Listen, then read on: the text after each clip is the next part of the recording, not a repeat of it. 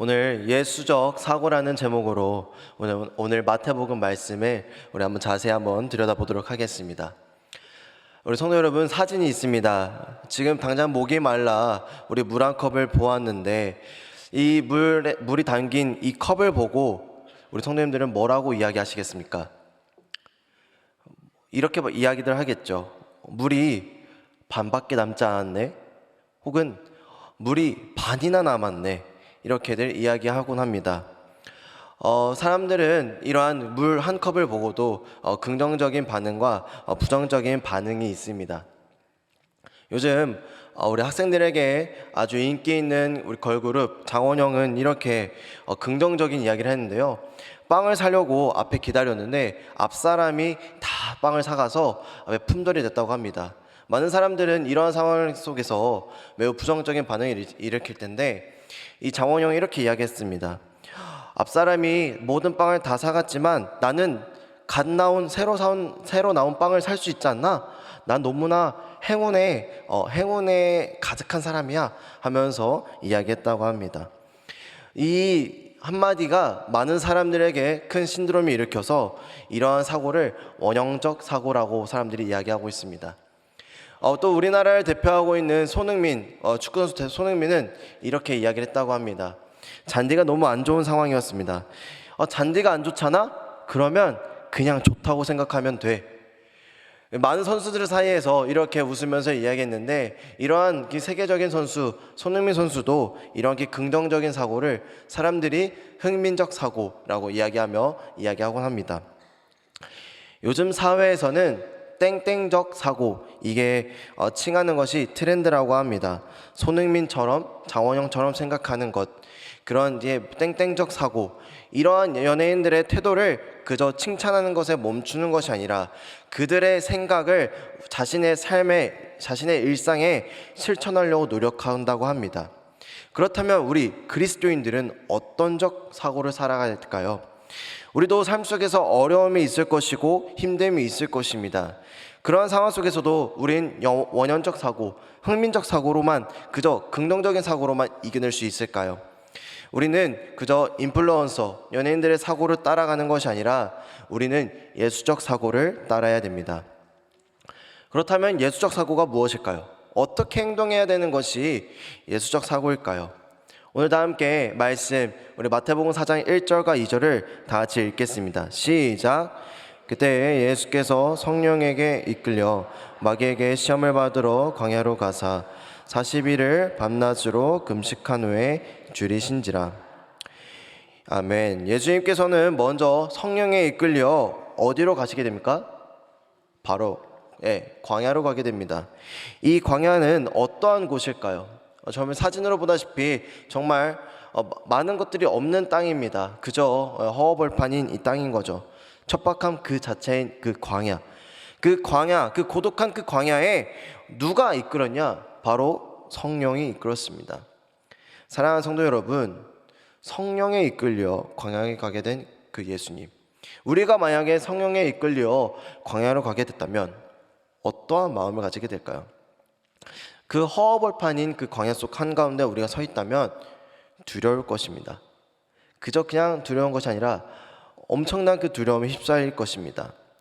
오늘 말씀에 나오는 그 예수님께서는 그 사단의 시험을 받고자 사람들이 많은 곳, 또한 인기 있는 장소, 혹은 시험에 이길 수 있는 그 흔한 장소가 아니라 광야로 가게 되는 것입니다. 그 광야 속에서 그저 예수님과 그 마귀, 그 단둘이 나오는 것이 아니라 예수님의 걸음을 함께한 성령이 있다는 것을 우리는 잊어서는 안 됩니다. 이 작은 차이가 엄청난 결과를 만들어낸다는 것입니다. 우리 광야에 들어선 우리가 승리할 수 있는 그 시작은 성령님과 함께함을, 그 믿음에서 시작되는 줄 믿습니다. 우리가 또한 놓치는 것이 있습니다. 바로 하나님과 함께한 그 뒤에 그 깊은 교제가 있고 나서는 우리가 그냥 손쉬운 승리, 편안한 승리가 있다고 믿는다는 것입니다. 그 마귀에게 시험 받는데 누가 대체 광야로 이끄냐는 것입니다. 우리 다들 싸움에 있다시피 내가 더 유리한 그 장소에 우리는 가야 된다고 생각합니다. 근데 그 광야라는 그 곳을 생각하다 보면은 그 누가 봐도 손쉽게 이기는 장소라고 생각하지 않습니다. 우리를 광야를 부른 것은 성령님의 그 인도하심, 그 성령님께서는 그 마귀에게 시험 받을 수 있게 광야로 이끌었다는 것입니다. 우리는 여기서 알아야 할 것은 큰 은혜를 받고 나면은 큰 시험을 앞두고 있다는 것입니다. 왜 하필 광야였을까요? 이 광야는 아무것도 없기 때문에 방향 감각을 잃게 됩니다. 왼쪽으로 봐도 오른쪽으로 봐도 뒤로 봐도 앞으로 봐도 동서남북을 보아도 다 비슷비슷한 곳, 어쩌면 방향 감각을 잃는 곳에서 우린 연약함을 갖게 됩니다. 하나님께서는 그저 좌우 앞뒤만 바라보는 것이 아니라 위를 바라보기를 원하십니다. 그래서 위를 바라봄으로써 하나님만을 의지할 수 있는 그 장소가 바로 광야라는 것입니다. 그래서 성령님께서는 그 예수님이 그 시험, 마귀 시험에게 받기 위한 그 장소를 광야로 선택한 것입니다. 오늘 다 함께 우리 3절 말씀 읽겠습니다. 시작. 시험하는 자가 예수께 나와서 이르되 네가 만일 하나님의 아들이거든 명하여 이 돌들로 떡덩이가 되게 하라. 아멘. 성도 여러분, 혹시 금식기도 해보셨습니까? 금식기도를 한 끼만 해보아도 하나님께서 주시는 은혜가 정말 넘쳐 흐릅니다. 저 또한 금식기도를 하면서 수련회 또한 캠프를 준비했던 기억이 있습니다. 물론 배는 줄였습니다. 많이 배고프고 힘들었지만 그 속에서 하나님께서 주셨던 그 넘치는 은혜가 있었던 기억들이 떠오릅니다. 우리 사랑하는 성도 여러분들도 그 결단하며 금식했던 그 금식기도를 하나님 앞에 나아갔던 기억들이 있었을 것입니다. 현재 예수님께서도 그 광야에 나아갔던 그 길이 아주 배를 줄인 상황에서 나아갔던 것입니다. 밤낮으로 금식을 했습니다. 그저 하루 이틀이 아니라 자그마치 40일씩이나 금식한 후에 육체적으로 매우 연약한 상태에서 그 광야로 가게 된 것입니다. 물론 육체적으로 연약한 상태일지 몰라도 하나님과 깊은 교제가 있고 난 뒤에 그 예수님의 모습입니다. 정말 얼마나 영적으로 뜨거웠을까요? 정말 말로 표현 못할 정도로 그 뜨거움을 갖게 된 그 예수님일 것입니다. 그래도 그 하나님과의 그 뜨거운 교제를 가졌던 그 예수님께서 그래도 육신의 몸으로 오셨기에 많이 배고프셨을 것입니다. 배고픈 자에게 무엇이 필요할까요?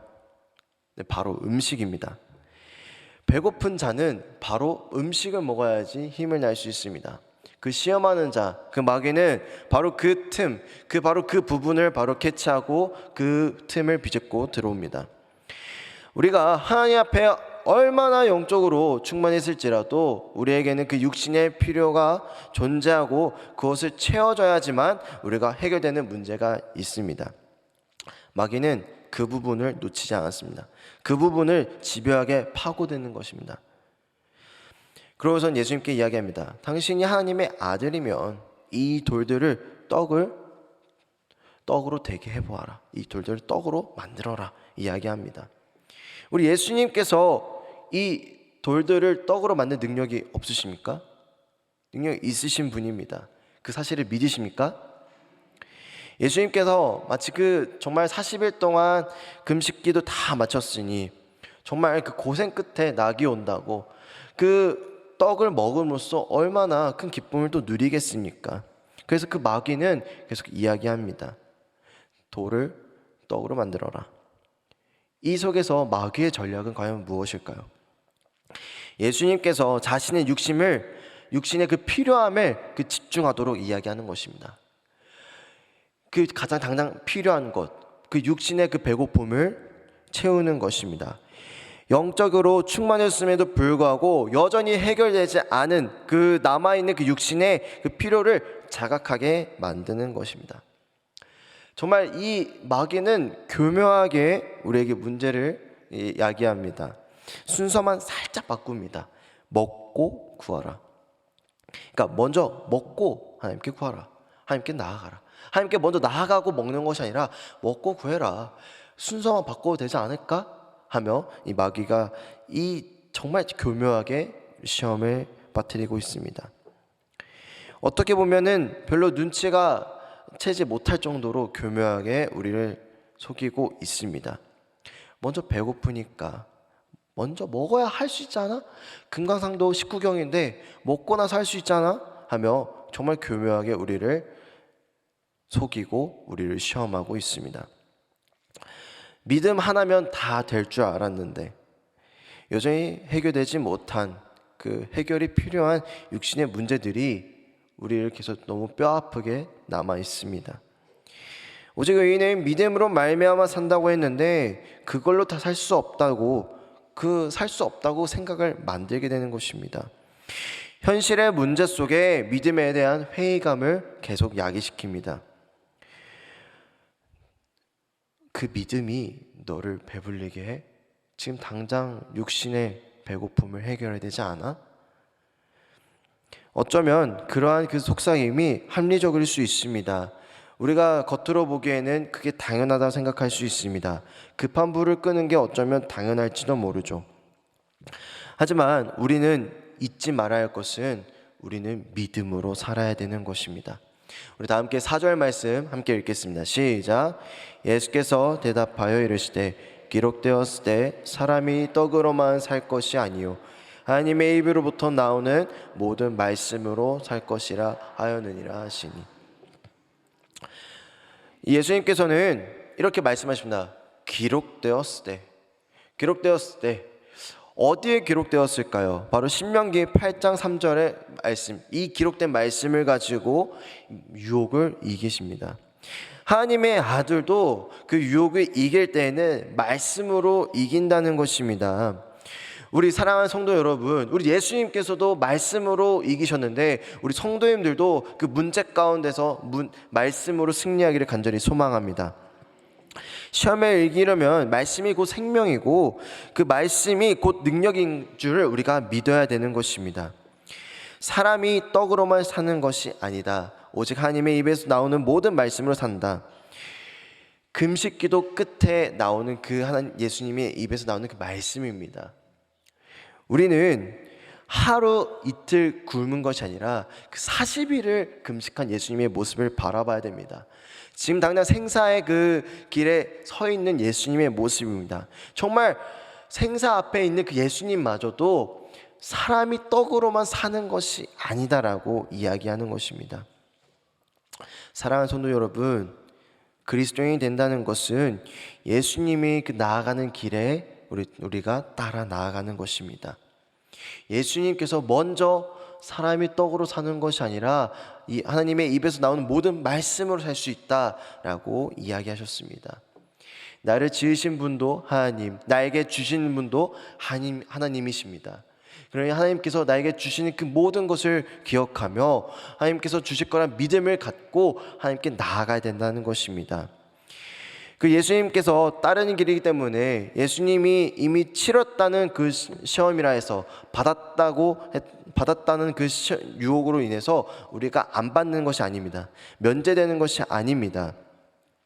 우리 또한 계속해서 육체의 그 필요를, 그 육체의 그 뼈아픈 필요를 계속해서 콕콕콕 찌를 때에 우리는 그 육체의 아픔을 바라보는 것이 아니라 하나님께서 채워주신다는 그 믿음을 갖고 나아가길 소망합니다. 예수님께서는 첫 번째 시험을 말씀으로 승리하였습니다. 그 다음에 사단이 어떻게 했을까요? 5절 6절 말씀을 다 같이 읽겠습니다. 시작. 이에 마귀가 예수를 거룩한 성으로 데려다가 성전 꼭대기에 세우고 이르되 내가 만일 하나님의 아들이거든 뛰어내리라. 기록되었을 때 그가 너를 위하여 그의 사자들을 명하시니 그들이 손으로 너를 받들어 발이 돌에 부딪히지 않게 하리라 하였느니라. 아멘. 네, 첫 시험에서 이긴 그 예수님을 놓치지 않고 끝까지 물어주는 그 마귀의 모습입니다. 우리의 영적 전쟁은 계속해서 이어진다는 것입니다. 한 번의 승리로 우리는 절대 안주할 수 없습니다. 두 번째 시험 어디에 올라갔습니까? 네, 성전 꼭대기에 올라갔습니다. 성전 꼭대기에 올라가면 이러한 시선이 보일 것입니다. 이 꼭대기 위에서 마귀는 이야기합니다. 기록되었을 때 그가 너를 위하여 그의 사자들을 명하시리니 그들이 손으로 너를 받들어 발의 볼에 부딪히지 않게 할 것이다. 기록되었을 때 마귀는 이제 말씀으로 승리한 그 예수님께 말씀으로 시험에 빠뜨립니다. 시편 91편 11절 12절 말씀으로 말이죠. 정말 교묘하게 이야기하는 것입니다. 예수님께서 이 성전 꼭대기에서 떨어지셨다면 예수님께서는 메시아임을 인증할 수 있는 아주 좋은 기회였을 것입니다. 예수님께서 그 이루셔야 할 그 하나님의 그 사역이 있기에 떨어졌다면 정말 하나님의 그 사자가 예수님을 지켜줄 것이고 그 성전 꼭대기에서 떨어졌던 그 예수님을 많은 사람들이 바라보았을 것입니다. 그 좋은 기회, 예수님 하나님의 아들임을 증명할 수 있는 아주 좋은 기회였음에도 불구하고 왜 이러한 시험을 냈을까요? 마귀가 원하는 것은 바로 하나님과 그 예수님과의 그 관계성을 흔드는 것입니다. 의심을 바로 불러일으키는 것이죠. 그 작은 씨앗의 의심을 불어일으킴으로써 그 믿음의 그 관계를 금가게고 또한 깨트리려고 하는 것입니다. 그 하나님의 그 사역은 하나님을 온전히 신뢰하지 않고는 그 믿음이 없이는 그 십자가의 길을 갈 수 없다는 것입니다. 하나님을 떨어뜨림으로써 그 예수님을 떨어뜨림으로써 하나님을 의심하고 하나님을 시험하는 것입니다. 이 마귀가 방금 말한 이 시험, 이것은요 우리에게 너무나 자주 일어납니다. 하나님, 우리에게 이러한 삶의 문제를 해결해 주시면 하나님 위에 살겠습니다. 하나님, 나에게 이러한 것을 주시면 나 하나님을 위해 살겠습니다. 마치 전제 조건을 깔아야지만 우리가 하나님의 말씀을 살아겠다고 이야기하는 것. 여러분, 자녀가 부모의 사랑을 이런 식으로 확인한다고 하면 얼마나 숨이 막히겠습니까? 연인이 그 애인에게 이렇게 이야기하는 것입니다. 사랑하는 내 여자친구, 나를 사랑하면 나에게 이러한 것을 해줘. 나를 사랑하면 나에게 가방을 사줘. 나를 사랑한다면 나에게 이러한 것을 해줘. 이렇게 계속 증명을 한다면 얼마나 힘들고 지칠까요? 그 관계가 얼마나 쉽게 깨질까요? 사단은 이러한 것을 노린 것입니다. 계속 그 관계를 의심함으로써 더 이상 그 믿음의 관계가 이어가지 못하게끔 하는 것입니다. 우리 다 함께 7절 말씀을 다 같이 읽겠습니다. 시작. 예수께서 이르시되 또 기록되었을 때 주 너의 하나님을 시험하지 말라 하였느니라 하시니. 아멘. 예수님께서 이 하신 말씀, 기록되었을 때 어떤 말씀이냐? 바로 신명기 6장 16절 말씀을 인용하신 것입니다. 우리 사랑하는 성도 여러분, 우리는 많은 사람들과 관계를 맺으며 살아가고 있습니다. 많은 사람들에게 요구사항도 있고 또한 나에게 주는 사랑, 받는 사랑이 있죠. 근데 나와 관계 맺은 사람 이외에 다른 사람이 끼어들어 이간질을 한다면 우리의 관계가 어떻겠습니까? 많은 사람들은 그 이간질한 사람들의 이야기에 귀 기울여다 보니까 관계가 깨트리게 됩니다. 그때 이간질한 사람이 아니라 나와 관계 맺은 사람에게 더 나아가 더 사랑을 주고 사랑을 받는다면 어떨까요? 그 이간질에도 관계가 깨트려지지 않는다는 것입니다. 마치 이와 같이 우리 하나님과의 관계는요, 아무리 마귀가 하나님과의 관계를 이간질할지라도 그 하나님과의 그 관계 속에서 의심을 불어일으킬지라도 마귀에게 귀 기울이지 않고 더욱더 하나님께 나아가고 하나님의 말씀에 귀 기울인다면 그 이간질은 아무것도 아니게 되는 것입니다. 그 관계를 해결하는 것은 다른 누군가를 통해서 해결하는 것이 아니라 나와 하나님과의 그 직접적인 관계를 통해 풀어서 해결해야 된다는 것입니다. 우리 하나님께서 나에게 주신 그 모든 것을 우리는 감사해야 됩니다. 나에게 큰 것, 작은 것, 어떠한 것을 주신 것 다 하나님께 감사하는 그 마음. 왜냐하면 하나님께서 내게 주신 그 모든 것이 가장 완전하고 가장 좋은 것임을 믿기 때문에 우리는 감사해야 되는 겁니다. 그 하나님과의 그 관계 속에서 감사함이 있다면 어떠한 시험이 있을지라도, 어떠한 그 교묘한 이간질이 있을지라도 그 감사함으로 이겨낼 줄 믿습니다.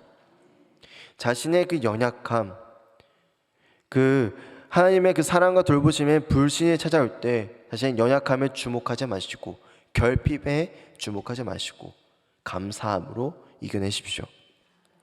우리 마지막으로 마귀는 세 번째 시험을 펼치게 됩니다. 다 함께 8절 9절을 함께 읽겠습니다. 시작.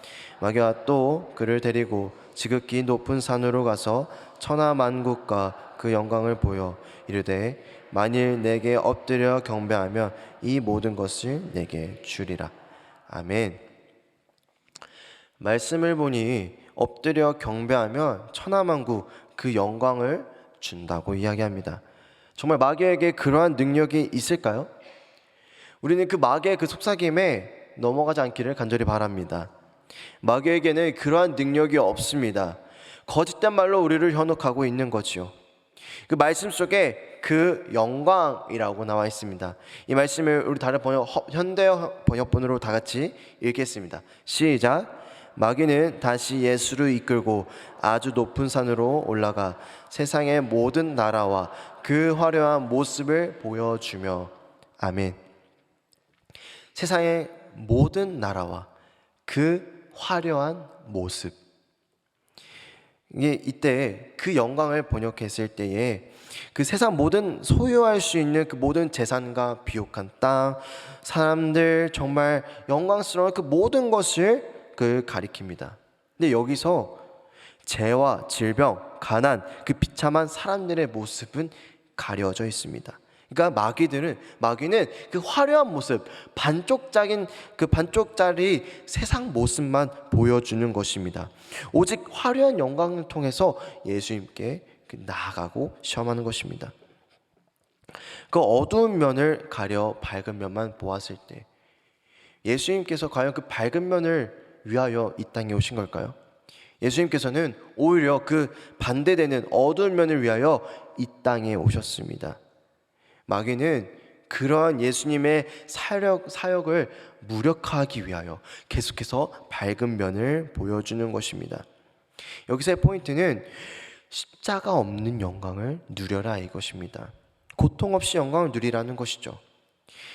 우리가 그 죄사함을 받고 구원을 얻은 것은 무엇 때문입니까? 바로 십자가 때문입니다. 우리가 영광을 누릴 수 있는 것도 오직 십자가뿐입니다. 예수님께서 십자가에 누리지 않으셨다면 우리는 지금의 이 평안함과 영광을 누릴 수 없는 것입니다. 그래서 계속 예수님에게 채찍 없는 영광, 그러니까 아픔이 없는 영광, 오직 십자가 없는 영광만을 누리라고 이야기하는 것입니다. 이러한 예수님께 시험 내리신 것처럼 우리에게도 계속 강력하게 유혹합니다. 고통 없는 영광, 희생 없는 영광. 우리에게 계속 그 화려한 영광을 동경하고 그것으로 우리의 목마름을 채우도록 유혹하게 합니다. 사랑하는 성도 여러분, 우리 교회에서 각자 맡은 사역들과 역할들이 있습니다. 우리는 그 역할들로 통해서 우리는 또 하나님께 나아가고 우리 또 영광을, 우리 하나님께 사랑을 표현하고자 하는데 마귀는 계속해서 그 자리를 빼앗고자 합니다. 그 자리에서 벗어나 자신이 말하는 그 영광을 취하라고 이야기합니다. 그 사명에, 그 부르심에 힘들고 지쳐서 내려놓고 싶을 때 우리 예수님의 이 시험을 기억하십시오.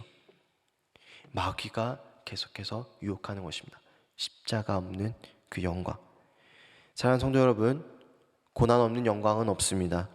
예수님께서는 죽음을, 권세를 이기시고 부활하기 위해서 십자가를 견디시고 죽음에서 이기셨습니다. 사랑하는 성도 여러분, 우리 십자가가 우리의 완전한 승리입니다. 십자가를 통해서 완전한 승리를 이루시길 간절히 소망합니다. 이 천하만국 그 영광 속에서 우리가 바라봐야 할 것은 가난한 자, 사랑이 필요한 자, 주님의 손길이 필요한 자입니다. 예수님께서 그들에게 나아가 손을 내미신 것처럼 우리 성도 여러분들도 그 어두운 면에 나아가 밝은 빛이 되어주기를 간절히 소망합니다. 그래서 예수님께서 말씀하십니다. 또 기록되었을 때 주 너의 하나님께 경배하고 다만 그를 섬기라. 이 말씀 또한 신명기 6장 13절의 말씀이 인용하여 말씀하신 것입니다. 이 말씀을 통하여서 사단의 유혹에 깨끗하게 승리하였습니다. 사랑하는 성도 여러분, 예수님께서는 이 세 가지 시험을 다른 방법이 아닌 하나님의 그 말씀으로 승리하였습니다. 우리 삶 속에서도 예수님께서 먼저 보여주신 그 승리를 통해서 우리도 그 세 가지의 승리를 임할 줄 믿습니다. 세상의 방법으로는 세상을 이길 수 없습니다. 오직 하나님의 방법, 그 예수님께서 행하신 그 하나님의 그 말씀으로 세상에서 승리하기를 간절히 소망합니다. 마지막으로 히브리서 2장 18절 말씀, 그가 시험을 받아 고난을 당하셨은즉 시험 받는 자들을 능히 도우실 수 있느니라. 예수님께서 먼저 시험을 받아 고난을 당하셨습니다. 그렇기에 시험 받는 우리들을 도우실 수 있는 것입니다. 사랑하는 성도 여러분, 그 십자가 고통 속에서 승리하신 예수님을 붙잡으십시오. 그럼으로써 시험에서 낭망하고 시험에서 쓰러지는 것이 아니라 당당하게 하나님의 말씀을 승리하는 우리 성도님 되기를 간절히 소망합니다. 기도하겠습니다.